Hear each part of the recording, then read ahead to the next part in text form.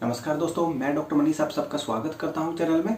दोस्तों, बहुत सारे लोग इंडिया के अंदर ऐसे हैं जिनको हाल फिलहाल में पता चला है कि वो ब्लड शुगर से पीड़ित हैं या परेशान हैं, और उससे पहले उन लोगों को बिल्कुल कोई जानकारी नहीं थी कि उनको ब्लड शुगर हो चुकी है।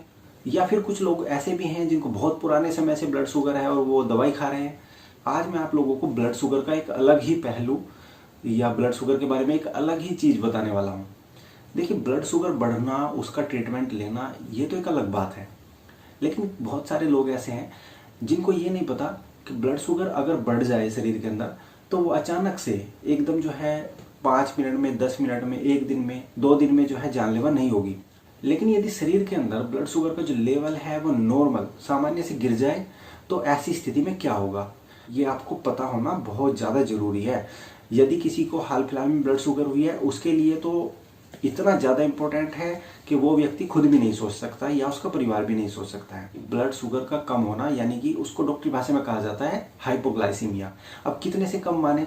जो लोग जो है ब्लड शुगर के लिए दवाइयाँ ले रहे हैं, उन लोगों का यदि 80 से कम ब्लड शुगर हो जाए तो वो अपने आप को हाइपोग्लाइसीमिया में काउंट कर सकते हैं। हालांकि जो जो डॉक्टरी की बड़ी बड़ी किताबें हैं वो तो इसमें लेवल बहुत कम बताती हैं, मतलब 50-60 के करीब जाकर के लेवल बताती हैं।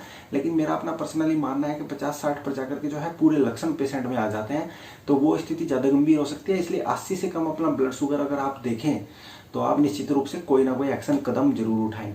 आप लोगों को कैसे पता चलेगा कि भाई हमारे शरीर के अंदर ब्लड शुगर जो है वो नॉर्मल यानी कि सामान्य लेवल से कम हो चुकी है?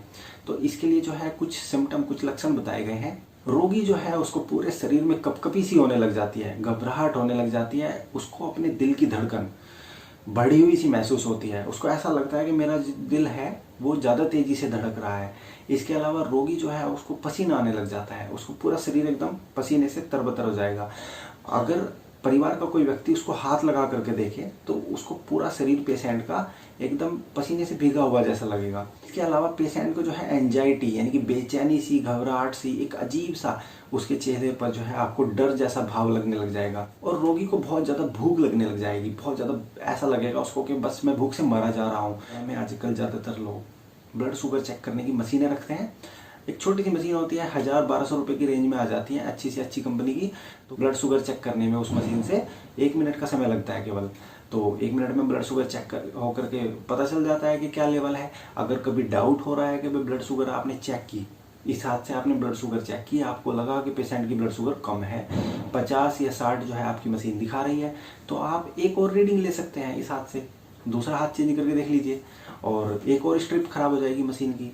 तो बहुत आसान है उन लोगों के लिए जिनके घरों पर मशीनें रखी हुई हैं ब्लड शुगर चेक करने की। तो लक्षण जो मैंने बताया उसमें एक होगी घबराहट, बेचैनी, पेशेंट को जो है सारे शरीर में कपकपी होगी, और इसके अलावा पसीना आने लग जाएगा, बहुत ज़्यादा बेचैनी और घबराहट का स्तर उसके शरीर में महसूस होगा। इसके अलावा रोगी का जो मेंटल स्टेटस है, यानी कि सोच विचारने की क्षमता, आपसे बातचीत करने की जो तरीका है, वो तौर तरीके सारे बदल जाएंगे। रोगी जो है अजीब से व्यवहार करने लग जाएगा, अजीबोगरीब बातें करने लग जाएगा, या बहुत सारे लोग जो हैं वो बेहोशी की हालत में धीरे धीरे जाने लग जाते हैं अगर ज़्यादा ब्लड शुगर कम हो जाए तो।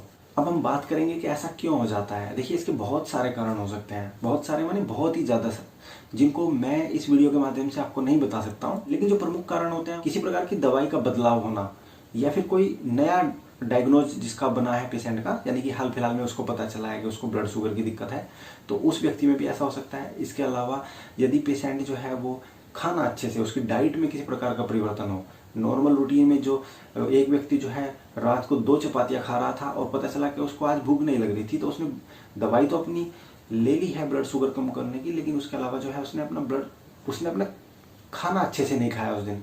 तो अगर खाना नहीं खाएगा तो ऐसी स्थिति में क्या होगा कि रोगी की ब्लड शुगर कम हो जाएगी और वो डेफिनेटली जो है हाइपोग्लाइसीमिया का शिकार हो जाएगा उस दिन।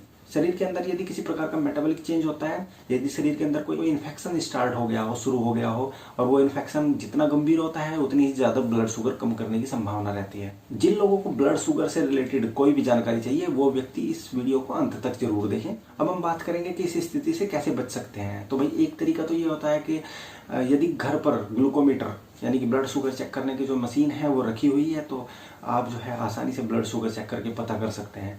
अगर आपको ब्लड शुगर का लेवल 60, 70 या 80 से कम मिलता है तो घर पर बहुत सारे लोग जो है ग्लूकोन डी वगैरह का पाउडर रखते हैं, पानी में घोल करके तुरंत पी लेते हैं। ये पीने वाली चीज़ें जैसे कि ग्लूकोन-डी का पाउडर या फिर चीनी भी पिला सकते हैं घोल करके तुरंत। तो इस तरह की चीज़ें जो होती हैं वो केवल उन व्यक्तियों के लिए प्रयोग करनी चाहिए जो व्यक्ति होश में हो, जो पूरे तरीके से खुद से पीने की ताकत रखते हो। लेकिन यदि किसी व्यक्ति को हम इस तरह की चीज़ पिला रहे हैं और वो व्यक्ति जो है खांसी करने लग जाए, तो समझ लेना चाहिए कि वो पीने में सक्षम नहीं है और उस स्थिति में ज़बरदस्ती नहीं करनी है, क्योंकि वो चीज़ जो है फेफड़ों में जा सकती है। बेहोशी की हालत में किसी भी व्यक्ति को कुछ नहीं पिलाना चाहिए, भले ही वो कोई दौरे की स्थिति है या ब्लड शुगर के कारण कोई व्यक्ति बेहोश हो गया है। कोई भी स्थिति हो सकती है बेहोशी की, उससे हमें मतलब नहीं है। अगर बेहोश है, खुद से नहीं पी सकता है, तो ज़बरदस्ती नहीं करनी है पेशेंट के साथ। मुँह में कुछ भी तरल पदार्थ या कोई ठोस पदार्थ नहीं डालना है ऐसी स्थिति में। अगर कोई व्यक्ति बेहोश है तो जितनी जल्दी हो सकता है आसपास के किसी हॉस्पिटल में लेकर के पेशेंट को जाना चाहिए। ब्लड शुगर किसी की कम हो गई तो क्या असर आ सकते हैं? देखिए, आपको यहाँ पर जो है एक बहुत ही इंपॉर्टेंट बात समझनी पड़ेगी। हमारा जो ब्रेन है, ब्रेन जो है ना, वो हमारे शरीर का एक प्रकार का राजा है।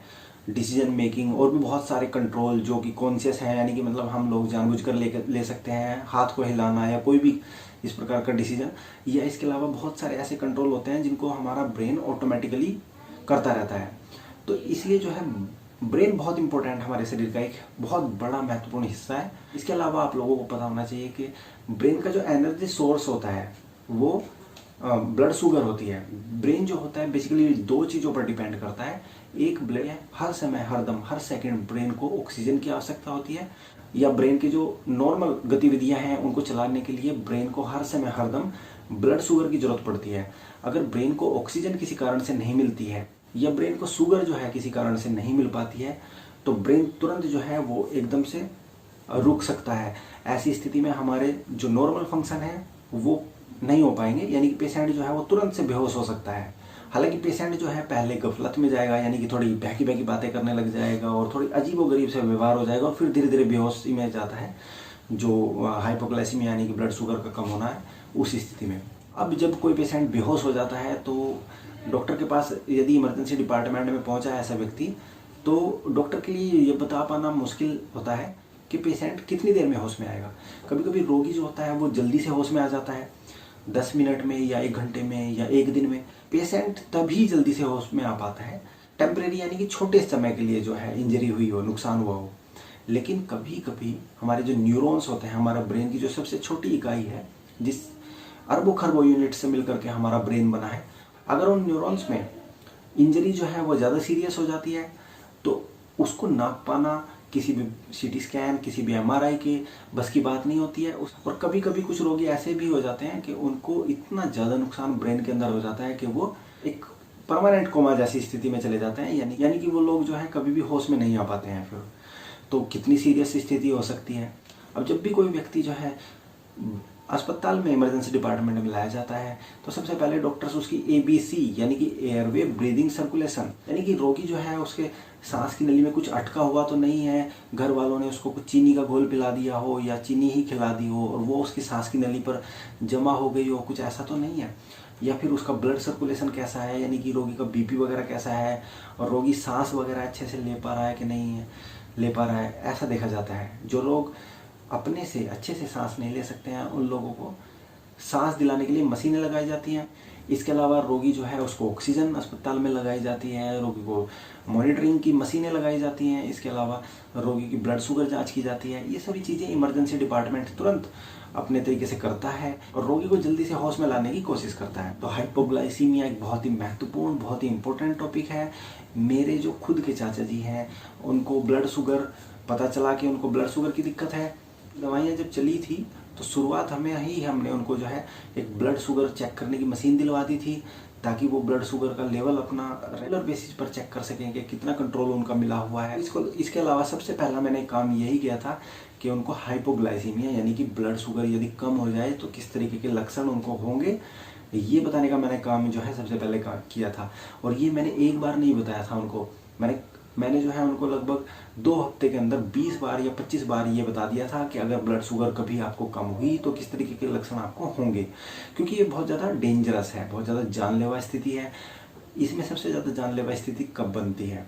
रोगी रात को दवाइयाँ खा करके अपने नॉर्मल रूटीन को करके सोता है, उसके बाद में जो है परिवार के लोग सोचते हैं कि पेशेंट जो है वो अच्छे से सो रहा है। कभी कभी पता चला कि रोगी जो है वो 5 या 6 घंटे के बीच में हाइपोग्लाइसीमिया में रहा है इस लंबे दौर में।